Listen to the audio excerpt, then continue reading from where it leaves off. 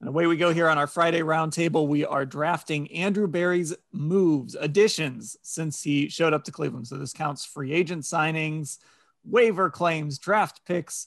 Since Andrew Berry took this job, players only. We're not doing coaches or front office staff, anything like that. Players only additions Andrew Berry has made. Here's our draft order. Doug is going to go first. I'm going to go second. Mary Kay will go third. Scott will go fourth. So Doug, lead us off. Who's your number one pick? So I think a lot of these drafts that we've done, there's sort of been like an obvious number one pick, right? That we sort of all agreed. It's like, okay, I'm curious. I think it's possible there's like maybe 3 or 4 different moves that people might have as a number one pick. So I'll be very excited after I declare mine to see what other people have. We're doing bang for the buck. It's not just a list of best players, right? It's the capital you expended and the value you're getting back. Right. And so I'm going with a guy that I think pulls everything they've done together. And I think it's high-level player and great value at a need of great importance. And I think his best move is John Johnson III.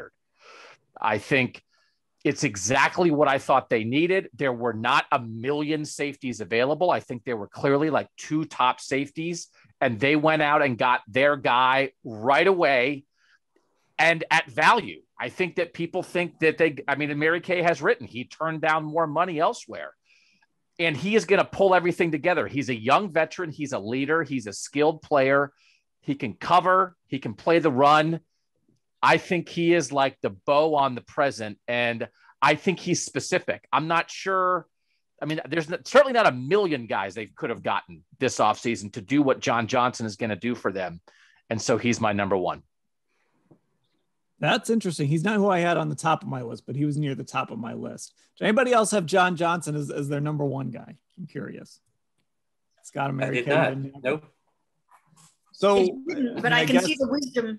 I can see the wisdom in it. It makes a lot of sense. It's their biggest defensive acquisition of the offseason, and it's going to pull that defense together. And it's gonna knit together the front and the secondary, because we don't know what Grant Delpit is going to be yet. And as Doug mentioned, he got great value for him. That's a really nice price for that level of a safety, and he brings so much leadership. So I can make a strong case for this. I think it's a good pick at number one. I felt weird about putting a guy number one who we were kind of projecting going forward.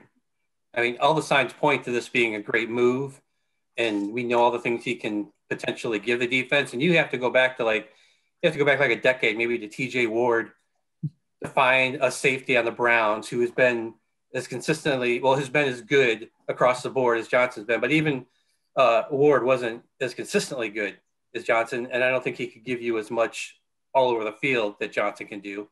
Whitner might be another guy who's in that category too, but neither of those guys had that consistency that John Johnson's had. So yeah, it's a big deal, but I did not have him number one. Okay. So I'm going to go with number 2. And this is the guy that I actually thought Doug was going to take. And this is the guy that I had on top of my list, and he was expensive, but he lived up to the price they paid him. I'm going to go with Jack Conklin. This kind of falls in line with what I think Doug was talking about, a guy that is an obvious need fit. He certainly stabilized that offensive line, which was the strength of this offense. So those 5 guys. He was Andrew Berry's kind of first big addition. And I just think he lived up to everything he was supposed to be. Missed some games, not a ton of games. When he was on the field, he was really good. Was kind of the forgotten guy in that line. But he was the guy that I had number one on my board. If I would have had the number one pick, I would have taken him number one overall. Can I just say it speaks to my belief in John Johnson that I did not pick number one, my team MVP, Jack Conklin. So that is where I am with the Johnson move, because I can't disagree with anything you said about Conklin, Dan. I mean, I was shocked you didn't take him, Doug. Honestly, I had him at the top of my list, and I'm like, if Doug gets the number one pick, he's gone. Yep. Yeah, I had Jack number one. I had Jack Conklin number one as well. But actually Jack Conklin was last year's big free agent acquisition, and John Johnson was basically the defensive version of Jack Conklin for them. The guy they targeted number one overall, the one that they kind of had to have in free agency, and everything else was just kind of a bonus after that. So no matter how you put these guys, I think they had to be 1 and 2. So, I don't think it's shocking that these guys went this way. A little surprising, Doug, that you put John Johnson ahead of Jack Conklin, but still, these guys needed to be 1 and 2, in my opinion. He was a first team All-Pro. I think that is a good part of the resume to get him up there at number 1. Plus, the Browns led the league in yards around right end, and Conklin had a lot to do with that, obviously. Mary Kay, who are you taking with the 3rd pick? I'm going with Jed Wills here because I think he was such an important position for the Browns. He was their number 10 overall pick in the draft last year. They had to have a left tackle.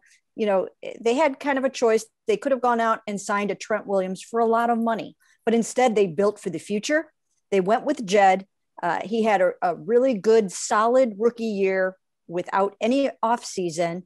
I think that those guys did a tremendous job of acclimating him to this offense. I think he really held his own and exceeded expectations in some ways. He's got a lot of upside still, but you had to have this spot. It was vitally important, and he's my number 3. Okay, let's move on. Scott, you're up. Man, this is where it's tough for me because after those first 3, I was like, there's some people I'm grouping together. I'm going to go with Ronnie Harrison, though. I think that was a really important pickup because of the state that the Browns safety position was in last season with the injury to Delpit. And then, as the season went on, just players underperforming pretty much across the board.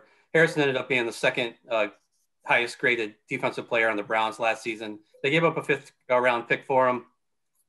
I mean, the Browns were going to get a 5th round pick last year who was going to step in and be what he was, obviously. So I think he just seemed like it was close. It was between him and a couple others, but I moved him up there because of his impact.